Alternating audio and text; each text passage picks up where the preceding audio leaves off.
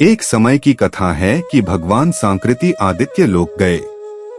वहां पहुंचकर उन्होंने भगवान सूर्य को नमस्कार कर चाक्षुष्मति विद्या द्वारा उनकी अर्चना की। नेत्रेंद्रिय के प्रकाशक भगवान श्री सूर्य को नमस्कार है।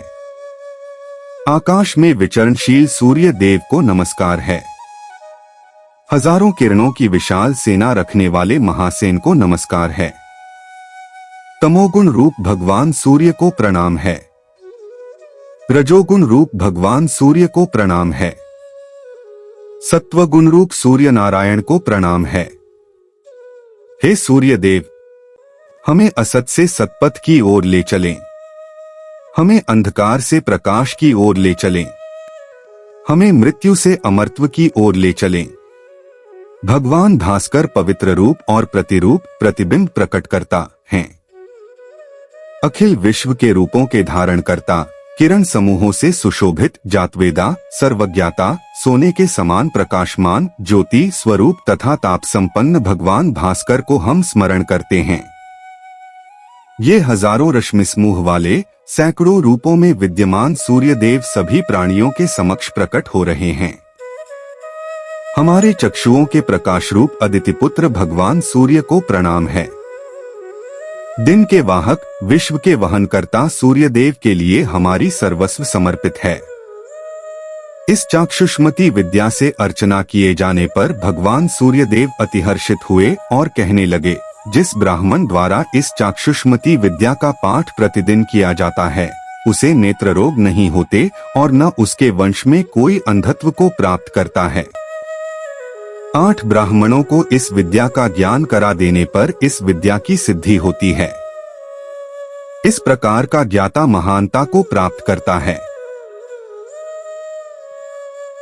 उसके बाद सांकृति ऋषि ने भगवान सूर्य से कहा, भगवन, मुझे ब्रह्म विद्या का उपदेश करें। आदित्य देव ने उनसे कहा, सांकृते, आपसे अति दुर्लभ तत्वज्ञान का विवेचन मैं करने जा रहा हूँ।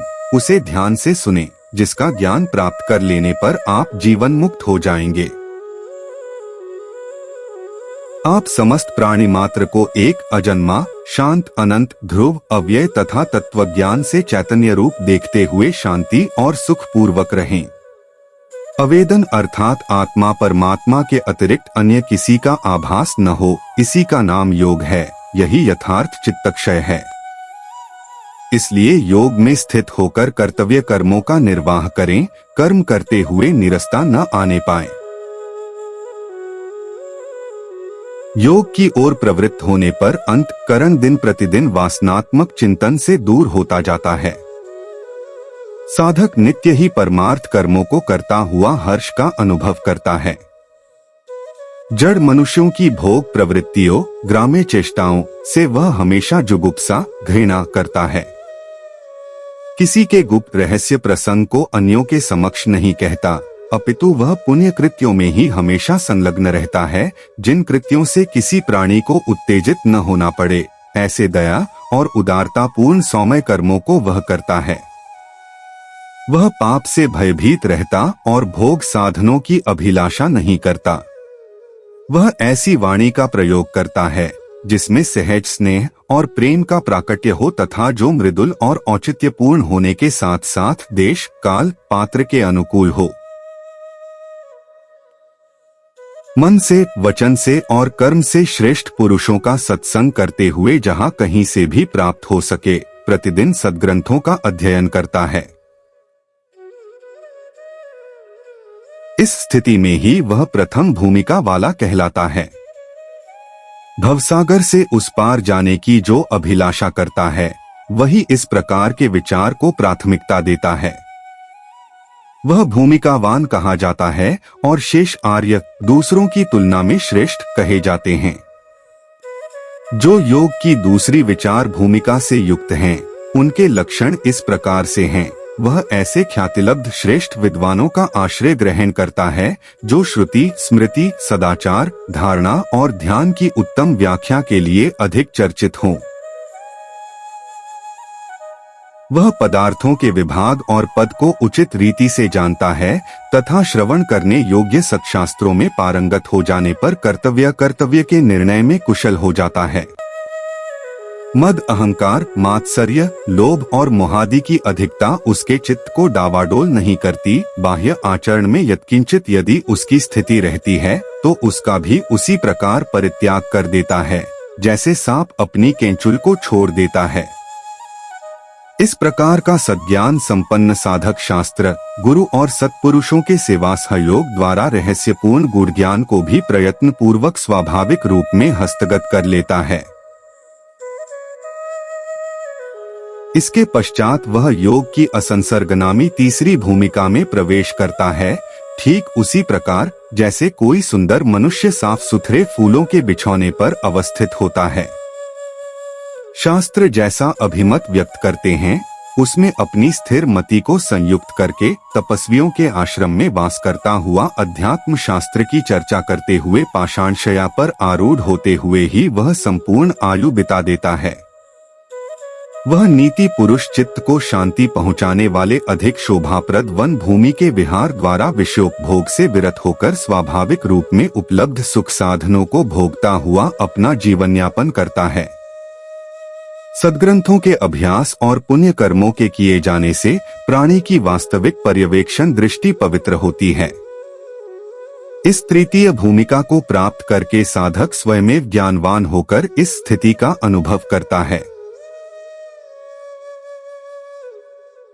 असंसर्ग सामान्य और श्रेष्ठ भेद से दो तरह का है। मैं न तो करता, न भोगता, न बाध्य और न बाधक ही हूँ। इस प्रकार से विषयोपभोग में आसक्ति से रहित होने की भावना ही सामान्य असंसर्ग कहलाती है। सब कुछ पूर्वजन्म कृत कर्मों का प्रतिफल है या सब कुछ परमात्मा के अधीन है, ऐसी मान्यता रखना, सुख हो या दुख, इसमें मेरे किए गए कार्यों का अस्तित्व ही क्या है। भोग साधनों का अतिसंग्रह महारोग रूप है और समस्त वैभव परम आपत्तियों के स्वरूप हैं।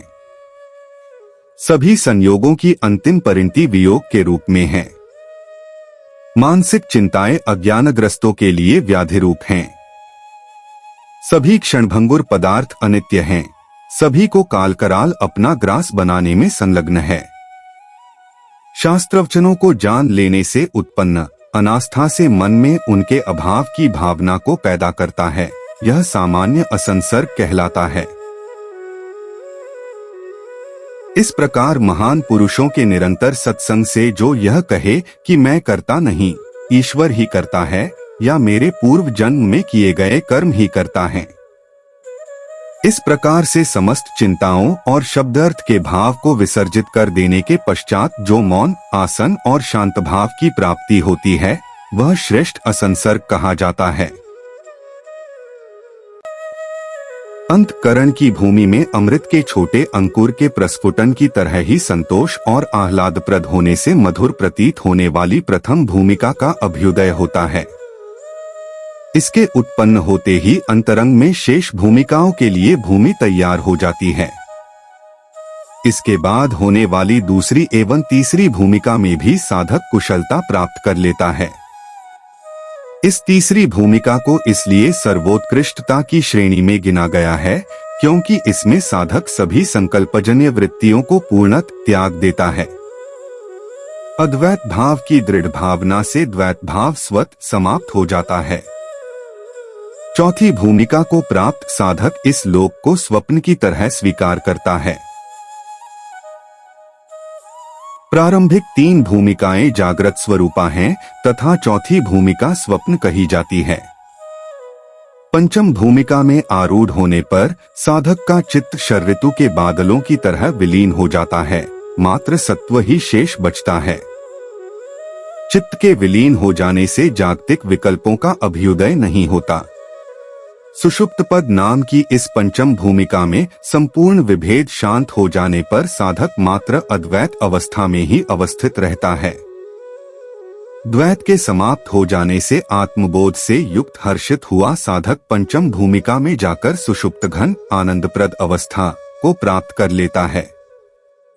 वह बहिर्मुखी व्यवहार करते हुए भी हमेशा अंतर्मुखी ही रहता है तथा सदा थके हुए की तरह निद्रातुर सा दिखता है। इस भूमिका में कुशलता हासिल करते हुए वासना विहीन होकर वह साधक क्रमशः तुर्या नाम वाली छठी भूमिका में प्रविष्ट होता है, जहां सतसत का अभाव है, अहंकार भी नहीं है तथा विशुद्ध अद्वैत स्थिति में मन्नात्मक वृत्ति से रहित होने पर वह अत्यंत निर्भयता को प्राप्त करता है। हृदय ग्रंथियों के उद्घाटित होने पर संशय मिट जाते हैं। जीवन मुक्त होकर उसकी भाव शून्यता की सी स्थिति रहती है। निर्वाण को उपलब्ध न किए जाने पर भी उसकी स्थिति निर्वाण पद को प्राप्त साधक जैसी हो जाती है। उस समय वह निश्चेष्ट दीपक की तरह निश्चल रहता है। छठी भूमिका के पश्चात वह सातवीं भूमिका की स्थिति प्राप्त करता है। विदेहमुक्त की स्थिति ही सातवीं भूमिका कही गई है। यह भूमिका परम शांत की है तथा वाणी की सामर्थ्य से अवर्णनीय है।